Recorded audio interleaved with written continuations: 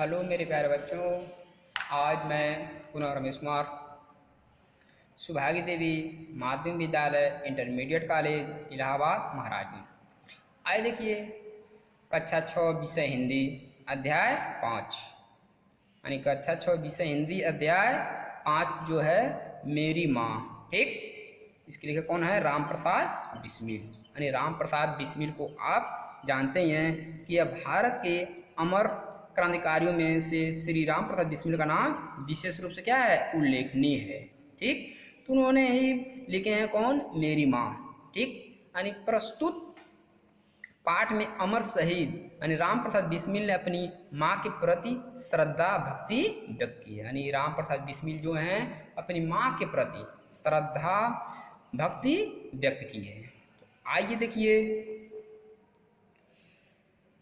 11 वर्ष की उम्र में, ठीक, यानी राम प्रसाद बिस्मिल बता रहे हैं, ठीक, कि 11 वर्ष की उम्र में माता जी विवाह कर शाहजहांपुर आई थी। ठीक, यानी बता रहे हैं कि माता जी विवाह करके कहाँ आई थी? शाहजहांपुर आई थी। उस समय आप नितांत अशिक्षित एक ग्रामीण कन्या के सदृश थी। अशिक्षित यानी पढ़ी लिखी हुई नहीं थी और कहाँ की रहने वाली थी? ग्रामीण यानी कन्या के सदृश यानी गांव के जैसे थी, यानी गांव की तरह थी। शाहजहांपुर आने के थोड़े दिनों बाद ही दादी जी ने अपनी छोटी बहन को बुला लिया। लेकिन शाहजहांपुर आने के थोड़े दिन बाद दादी जी ने अपनी छोटी बहन को बुला लिया। उन्हीं ने गृह कार्य में माता जी को शिक्षा दी। ठीक, यानी गृह कार्य में माता जी को क्या दी? शिक्षा दी।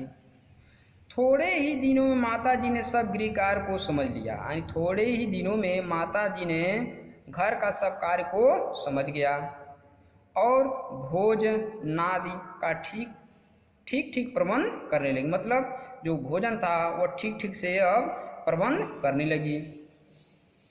मेरे जन्म के 5 या 7 वर्ष बाद आपने हिंदी पढ़ना आरंभ किया। लिखे बता रहे हैं कि मेरे जन्म के बाद, ठीक, यानी 5 या 7 वर्ष बाद उन्होंने हिंदी पढ़ना आरंभ किया। पढ़ने का शौक आपको खुद ही पैदा हुआ था। यानी पढ़ने का शौक था, ठीक, यानी खुद ही था। मोहल्ले की संग सहेली जो घर पर आती थी, यानी मोहल्ले के जो सहेली थी वो क्या होती थी? घर पर आती थी, आ जाती थी। उन्हीं में जो कोई शिक्षित थी, लेकिन उन्हीं सहेलियों में जो शिक्षित थी, यानी शिक्षित थी।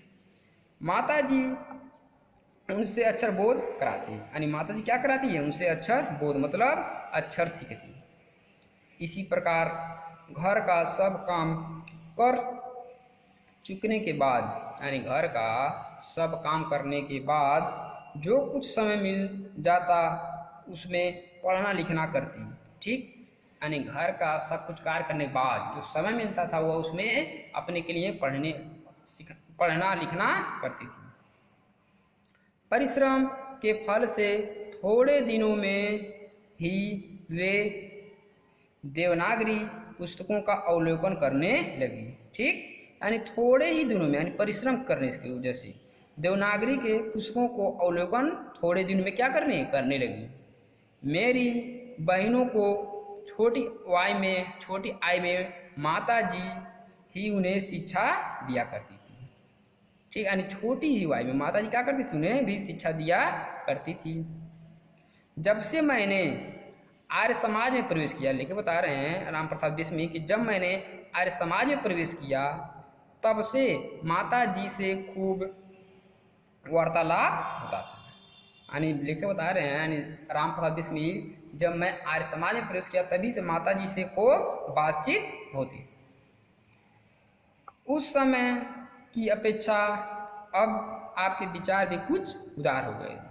यदि मुझे ऐसी माता न मिलती, लिखे यानी राम प्रसाद बिस्मिल बता रहे हैं, राम प्रसाद बिस्मिल कि अगर ऐसी माता न मिलती तो मैं भी अति साधारण मनुष्य की भांति संसार चक्र में फंसकर जीवन निर्वाह करता। यानी बता रहे हैं अगर ऐसी माता नहीं मिलती तो मैं भी, ठीक, यानी साधारण मनुष्य की भांति संसार के चक्र में फंसकर जीवन बिताता यानी निर्वाह करता।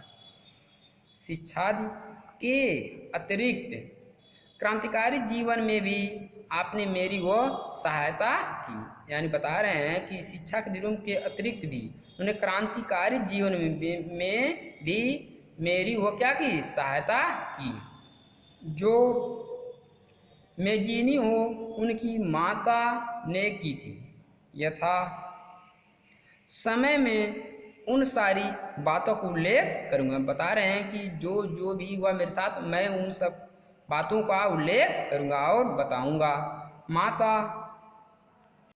माता जी का सबसे बड़ा आदेश मेरे लिए यही था कि किसी भी प्राण हानि न हो, यानी माता जी का आदेश था कि किसी भी का क्या हो, प्राण हानि न हो। उनका कहना था कि अपने शत्रु को भी कभी प्राणदंड न देना। वो बताती हैं कि अपने शत्रु को भी कभी प्राणदंड नहीं देना। आपके इस आदेश की पूर्ति करने के लिए मुझे मजबूरन 2-1 बार अपनी प्रतिज्ञा भंग भी करनी पड़ी थी। लेकिन बता रहे हैं राम प्रसाद बिस्मिल कि माता के आदेश के अनुसार भी मुझे मजबूरन होकर 1 या 2 बार प्रतिज्ञा को तोड़ना पड़ा। जन्मदात्री जननी, इस जीवन में तो तुम्हारा ऋण परिशोध करने के प्रयत्न करने का भी अवसर न मिला। यानी बता रहे हैं कि जो मेरे माता का मेरे पर ऋण था, कर्ज था, ठीक, उस कर्ज को प्रयत्न करने का भी अवसर नहीं मिला। इस जन्म में तो क्या, यदि अनेक जन्मों में भी सारे जीवन प्रयत्न करूँ तो इससे ऋण नहीं हो सकता। यानी बता रहे राम प्रसाद बिस्मिल कि इस जन्म में क्या, बहुत से भी जन्म मिले तब भी मैं उस ऋण को तृण नहीं कर सकता, मतलब मुक्त नहीं हो सकता। जिस प्रेम तथा दृढ़ता के साथ तुमने इस तुच्छ जीवन का सुधार किया है, ठीक, वह क्या है, अवर्णनीय है। मुझे जीवन की प्रत्येक घटना का स्मरण है कि तुम किस प्रकार अपनी दैवी वाणी का उपदेश करके मेरा सुधार किया। यानी राम प्रसाद बिस्मिल कर रहे हैं, तुम्हें जीवन की प्रत्येक घटना का स्मरण, प्रत्येक घटना का याद आता है कि तुमने अपनी दैवी शक्ति से मुझे उपदेश देकर मेरे जीवन का क्या किया है, सुधार किया। तुम्हारी दया से ही मैं देश सेवा में संलग्न हो सका है। बता रहे हैं कि उनकी ही दया से मैं देश की सेवा में लग गया था। धार्मिक जीवन में भी तुम्हारे ही प्रोत्साहन ने सहायता की। यानी धार्मिक जीवन में भी तुम्हारा जो प्रोत्साहन था वह क्या किया, मेरे लिए सहायता किया था, सहायता की। जो कुछ शिक्षा मैंने ग्रहण की उसका भी श्रेय तुम ही को है। यानी बता रहे राम प्रसाद बिस्मिल की जो मैं शिक्षा ग्रहण किया था वह भी सब आपकी ही देन है। जिस मनोहर रूप से तुम मुझे उपदेश करती थी उसका स्मरण कर तुम्हारी स्वर्गीय मूर्ति का ध्यान आ जाता है। यानी बता रहे राम प्रसाद बिस्मिल कि जब जब मैं याद करता हूँ तो वह ठीक वह मूर्ति आज भी वह ध्यान आ जाता है और मस्तक नत हो जाता है। तुम्हें यदि मुझे ताड़ना भी देनी हुई तो तुमने प्रेम भरे शब्दों में यही कहा कि तुम्हें जो अच्छा लगे वह करो।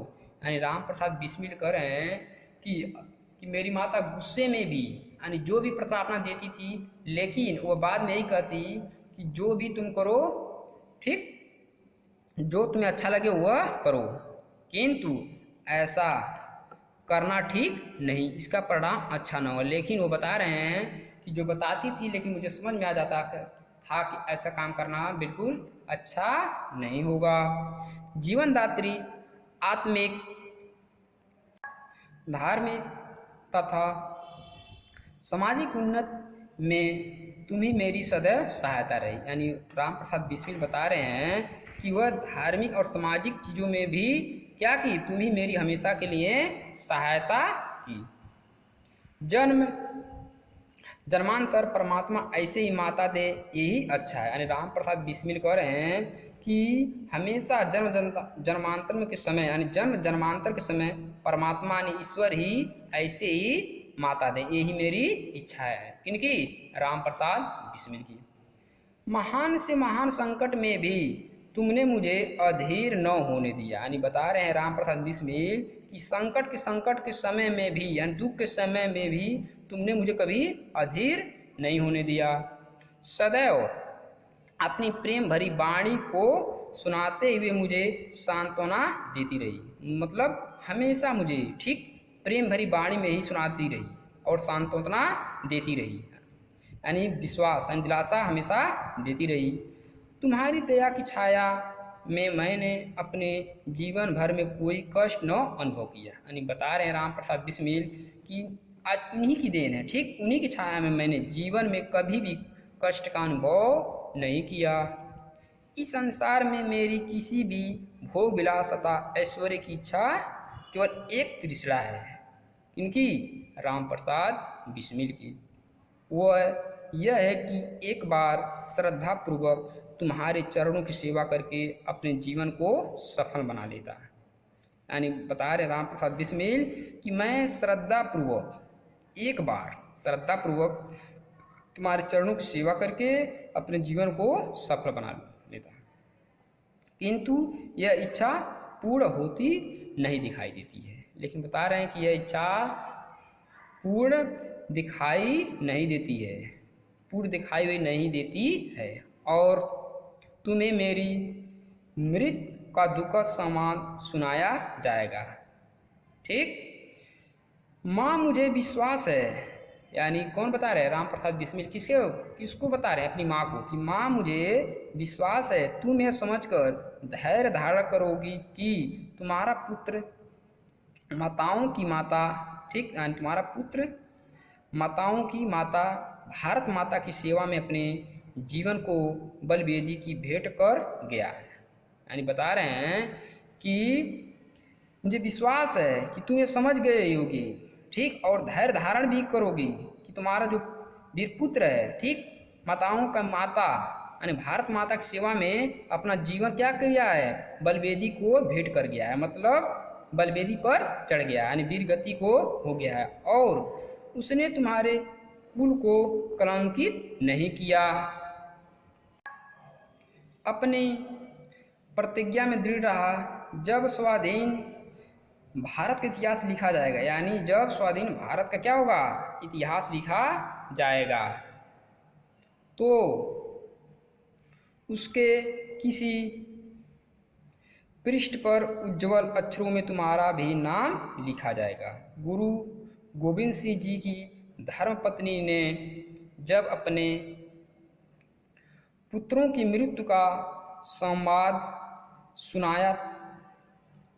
सुना था तो बहुत हर्षित हुई, यानी बता रहे हैं कि गुरु गोविंद सिंह जी की जो धर्मपत्नी थी, जब पुत्रों की मृत्यु का संवाद सुना तो बहुत हर्षित मतलब खुश हुई थी, और गुरु के नाम पर धर्म रक्षार्थ अपने पुत्रों के बलिदान पर मिठाई बांटी थी। कौन?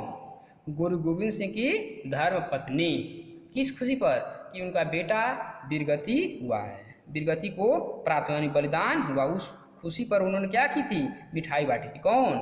गुरु गोविंद सिंह की धर्मपत्नी। जन्मदात्री यानी जन्म देने वाली।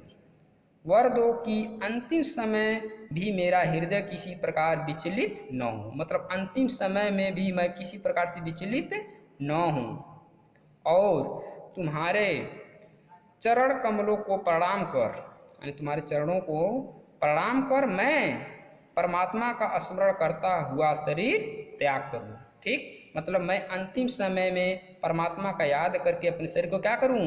त्याग करूँ। तो इस तरह से मेरे प्यारे बच्चों, आज मैं पुनः कक्षा 7 जो विषय हिंदी अध्याय 5 था मेरी माँ, उसको मैं समाप्त किया हूँ। अगले दिन मैं इसको HW के तौर पर लिख कर दूंगा। तब तक के लिए धन्यवाद।